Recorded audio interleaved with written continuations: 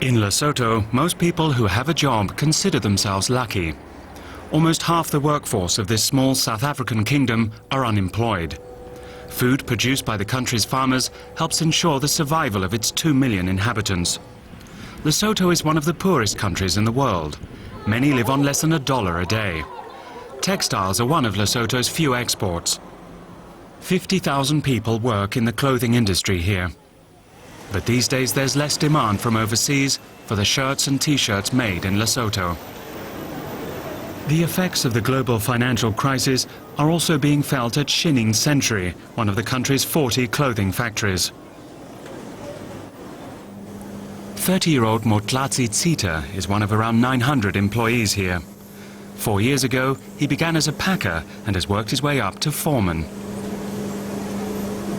Maybe we are just doing a new job.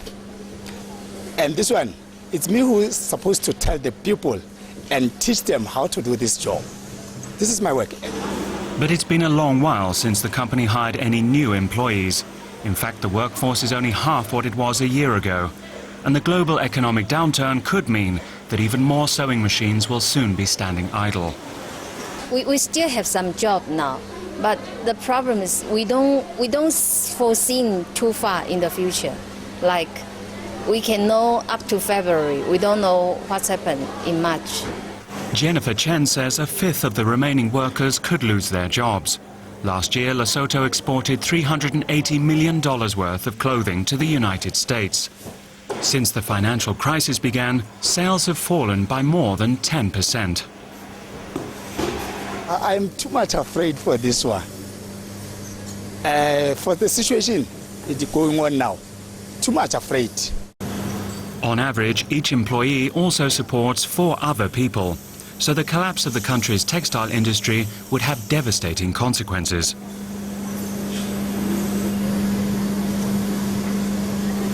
In Lesotho, this is the only one industry at the moment. So it's give the big impact for the economic, for the society. So if the industry cannot function, cannot operate, then that is going to be very dangerous to the country. Last month, one of Lesotho's biggest factories, which employs 10,000 people, found itself unable to pay its bills. Were it not for government assistance, the company would have had to declare bankruptcy. There probably could be similar cases, to come, and measures have to be taken in that regard to ensure that we are prepared, for this kind of situation to repeat itself. The official is quick to add that the textile industry, and thus Lesotho's economy, will not collapse. Still, the government has limited resources and little room to maneuver. Globalization, I think, has been good for Lesotho.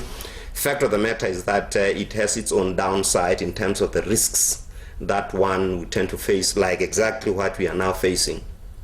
So as and when risks come by, and all that, I think the main thing which any country has to do or learn to do is to manage such kind of risks and not dismiss globalization that it is bad. As a foreman at a t-shirt factory, Motlatsi earns 1,000 malotti a month. That's about 80 euros, significantly more than most of his fellow workers.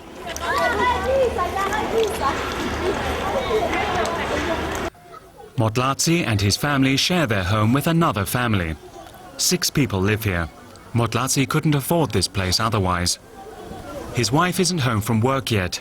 Hey. Both have to work in order to make ends meet. If I'm not working, I don't have just like a clothes, a food, and even my child never go to school because we have to pay the school fees. So if I've lost my job, it means big fee to me. But there's one thought that gives textile worker Motlatsi hope. Even in tough times, people still need clothes to wear.